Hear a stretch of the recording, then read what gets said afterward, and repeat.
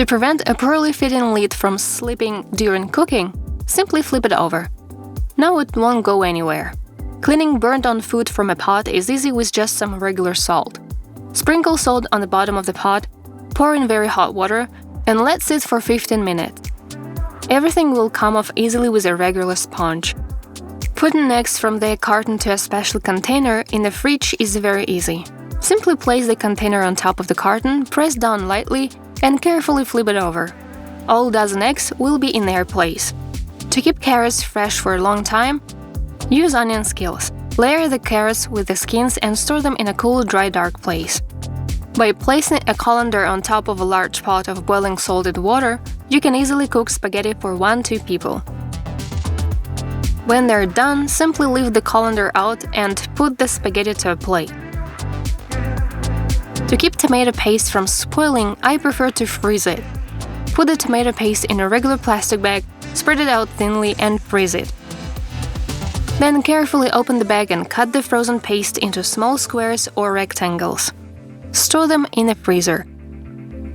Did you know why chefs sometimes just crush garlic and add it to oil, while other times they finally chop it? It is simple. Crushed garlic cloves are heated in oil and then removed to give a light garlic flavor. Finally chopped garlic is used to give a strong garlic taste to the dish. To get small noodles for soup, you can break spaghetti into pieces. But it's hard to get really small pieces all at once. So you can break the spaghetti over a towel on a table. Then gather the edges of the towel around the noodles and use your hands to gently rub them back and forth until they break into very small pieces. For an original way to serve soy sauce with sushi rolls, take half an avocado and use a spoon to make the indentation around the pit a little deeper. Then pour the soy sauce into the avocado half.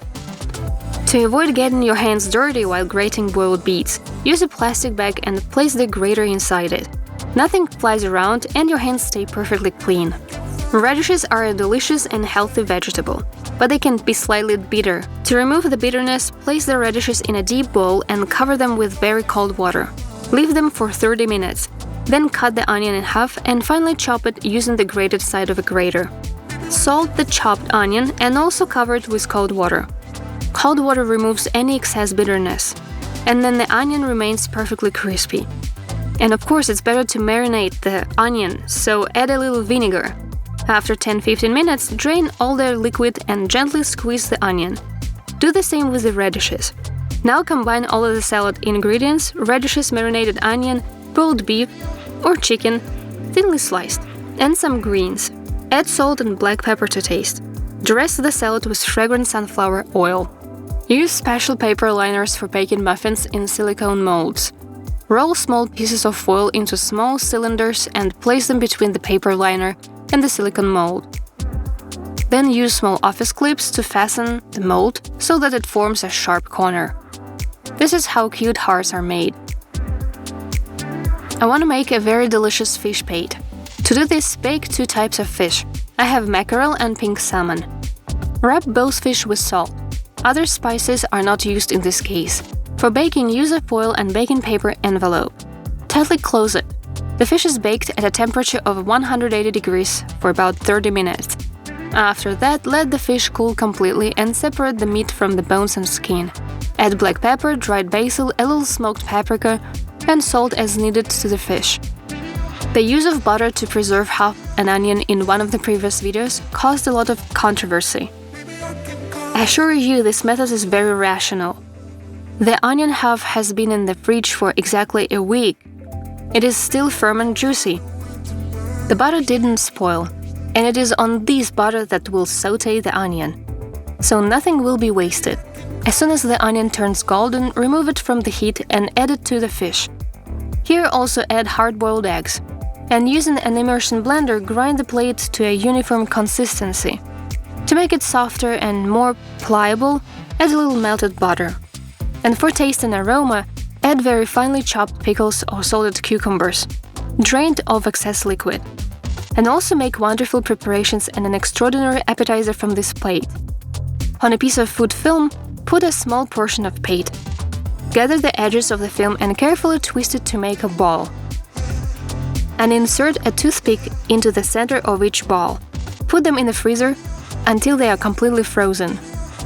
You can surely make any sandwiches out of it.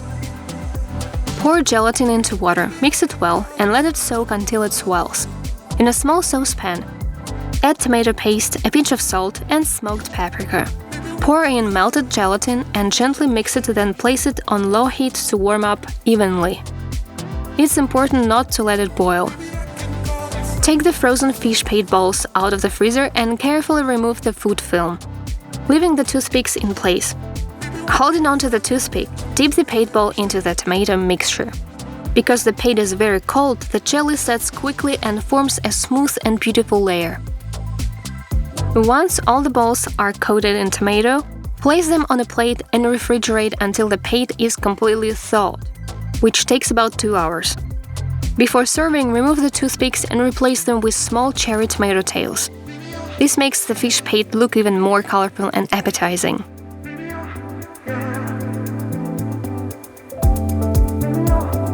To make an easy and beautiful dessert presentation, dip a milk frother into melted chocolate.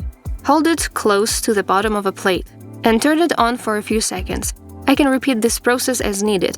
Then place the dessert in the center of the plate. Take a kitchen towel or a small cloth, preferably square-shaped, and fold it diagonally. Holding one corner along the long side with one hand, tightly roll up the triangle with the other hand. Then carefully turn it inside out, making 3 turns. This creates a cute apple-shaped napkin that can decorate any kitchen.